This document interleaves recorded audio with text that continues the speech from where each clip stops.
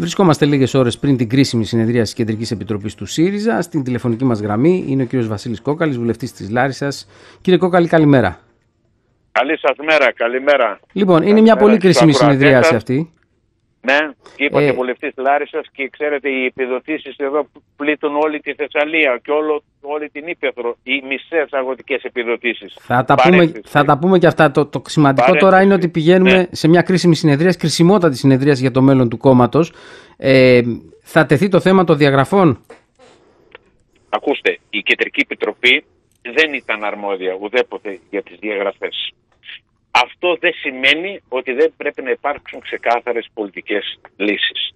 Και έρχομαι κατευθείαν στο κέριο ερώτημα το οποίο είναι το αγαπημένο των δημοσιογράφων. Εσείς τη δουλειά σας κάνετε. Είστε υπέρ ή κατά των διαγραφών? Πρώτα, κατά την άποψή μου, μπορεί να διαφωνεί κάποιος, πρέπει να θέσετε το ερώτημα: είστε υπέρ να σεβόμαστε τις δημοκρατικές διαδικασίες που έχουν παράξει τετελεσμένα? Ναι ή όχι? Και τι εννοώ? Η κορονίδα των δημοκρατικών διαδικασιών είναι οι εκλογές. Όποιος απαντήσει εννοείται, οι περισσότεροι θα πούν ναι, είμαστε υπέρ του σεβασμού. Οπότε και η απάντηση λογικά θα είναι η αναμενόμενη. Ο κύριος Δραγασάκης έβαλε θέμα ότι θα πρέπει όλοι να κάνουν λίγο πίσω και να υπάρξει ένα διευθυντήριο στο κόμμα ώστε να βγείτε από αυτή την κρίση. Εσείς συμφωνείτε με αυτή την άποψη? Καταρχήν θα συμφωνήσω με οποιαδήποτε προσπάθεια ψύχρεμη κατευνασμού. Συμφωνώ. Δεν συμφωνώ όμως νομίζω δεν είπε διευθυντήριο, μια άτυπη... Διευθυντήριο το λέω εγώ, μια άτυπη ομάδα, ναι. Εντάξει, θα συμφωνήσω με το πνεύμα του κατευνασμού και της ψυχραιμίας και να πέσουν οι τόνοι. Σε αυτό ναι, θα συμφωνήσω. Γενικά πρέπει να πέσουν οι τόνοι και ο καθένας θα αναλάβει τις ευθύνες του. Κύριε Αργέρα, είναι ξεκάθαρα τα πράγματα.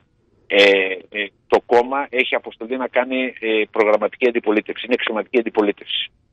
Εγώ εκλέχτηκα βουλευτής, με εξέλεξαν συμπολίτες μου για να υπερασπίζουμε τα συμφέροντα των πολιτών της Θεσσαλίας και της Λάρισσας. Τώρα να τσακώνομαι με συναδέλφους, με πρώην συναδέλφους, νομίζω αυτό δεν είναι το καλύτερο. Βέβαια δεν φταίτε εσείς αυτό. Γι' αυτό λέμε ότι πρέπει να δείξουμε αυτοσυγκράτηση και να σκεφτούμε, να κάνουμε και δεύτερες σκέψεις πριν το οτιδήποτε. Κύριε Κόκαλη, αν τεθεί τελικά θέμα να πάτε σε ένα εσωτερικό δημοψήφισμα για τις διαγραφές, πιστεύετε ότι είναι κατάλληλη λύση ή θα επιδεινώσει το όλο κλίμα? Νομίζω πρέπει να βρεθεί ξεκάθαρη πολιτική λύση. Ξεκάθαρη πολιτική λύση. Για να προχωρήσει μπροστά το κόμμα. Να προχωρήσει μπροστά. Κάποιοι περάσαν τα όρια με τις δηλώσεις τους. Και ορθώς παραπέφτουν από τον πρόεδρο στην Επιτροπή Ιδιοντολογίας. Από εκεί και πέρα όλες οι λύσεις που ξεκαθαρίζουν το τοπίο είναι δεκτές. Αν υπάρξει μια διάσπαση και φύγουν κάποια στελέχη το Σαββατοκύριακο, πώς θα ενισχυθεί ο στόχος να είναι το κόμμα ισχυρό και να διεκδικήσει στις επόμενες εκλογές στην πρωτοκαθεδρία από την σημερινή κυβέρνηση? Δεν θα χρησιμοποιήσω τη λέξη διάσπαση, θα χρησιμοποιήσω σε αυτή την περίπτωση, αν γίνει, απόσχηση.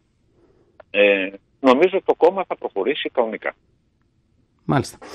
Λοιπόν, ευχόμαστε τα καλύτερα το Σαββατοκύριακο και θα έχουμε την ευκαιρία να τα πούμε και την επόμενη εβδομάδα. Κύριε Κόκαλη, σας ευχαριστούμε πολύ. Γεια σας. Καλημέρα. Γεια σας.